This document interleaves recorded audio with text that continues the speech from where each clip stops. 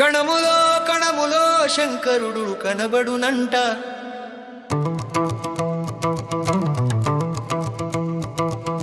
కణములో కణములో శంకరుడు కనబడునంట. బ్రహ్మాండమంతటా కణము కణము త్రిమూర్త్యాత్మకమంట. ప్రతి కణమున సృష్టికి మూలంగా జ్ఞానముతో బ్రహ్మ ఎలక్ట్రాన్ గా, పోషణకు మూలంగా లక్ష్మితో విష్ణువు ప్రోటాన్ గా, లయకారకత్వమునకు మూలంగా పార్వతి శక్తితో శంకరుడిగా న్యూట్రాన్ గా ఉన్నారట ఉంటారట. అదే మన కణువ మహర్షి తన దృష్టితో దర్శించి మనకు ఉపదేశించేనట.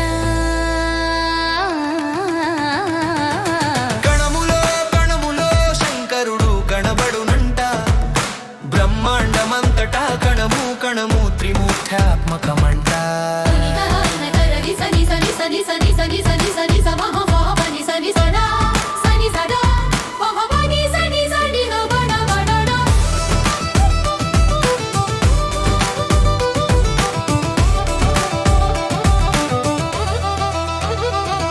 అణు రియాక్టర్లు కూడా శివలింగాకృతిలో ఉండటం కూడా శక్తి నియంత్రణ కోసం అంట. కణములో కణములో శంకరుడు కనబడునంట.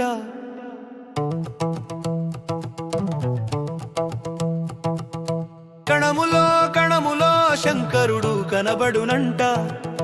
బ్రహ్మాండమంతటా కణము కణము త్రిమూర్త్యాత్మకమంట. ప్రతి కణమున సృష్టికి మూలంగా జ్ఞానముతో బ్రహ్మ ఎలక్ట్రాన్ గా, పోషణకు మూలంగా లక్ష్మితో విష్ణువు ప్రోటాన్ గా, లయకారకత్వమునకు మూలంగా పార్వతి శక్తితో శంకరుడిగా న్యూట్రాన్ గా ఉన్నారట ఉంటారట. అదే మన కణువ మహర్షి తన దృష్టితో దర్శించి మనకు ఉపదేశించేనట.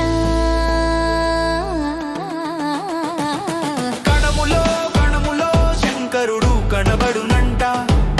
బ్రహ్మాండమంతటా కణము కణము త్రిమూర్త్యాత్మకమంట.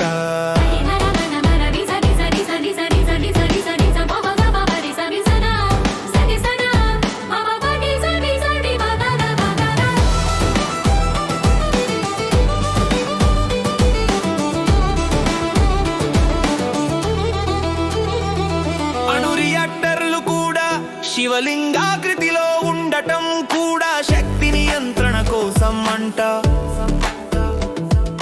కణములో కణములో శంకరుడు కనబడునంట. బ్రహ్మాండమంతటా కణము కణము త్రిమూర్త్యాత్మకమంట. హిట్లర్ మన వేదాల విజ్ఞానాల విలువ గుర్తించి మన వేదాంతులు రప్పించుకుని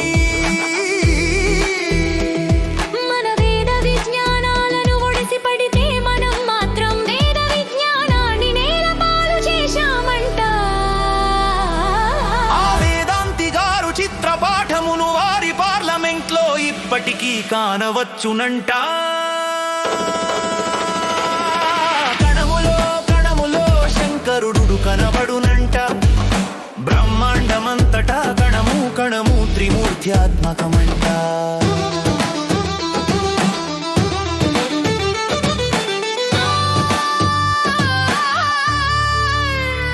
వేద విజ్ఞానమును ఆదరించిన వాడు రావణుడు ఉన్నాడు, హిట్లరు ఉన్నాడు. జ్ఞానములో ఉన్న తేడా లేదు, వినియోగములో తేడా ఉంది అంట. జ్ఞానమును దైవారాధనకు వాడినవాడు మోక్షమునందుకున్నాడు. అహంకారముతో అధికారానికి వాడినవాడు పతనము నొందాడు అంట.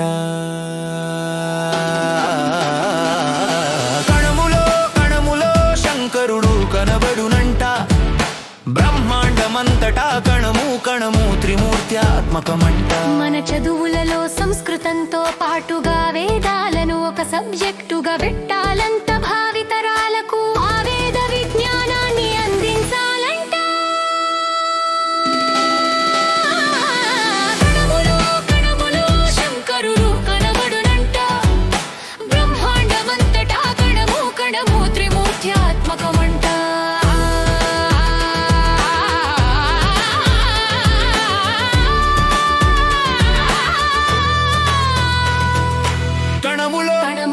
కణములో కణముల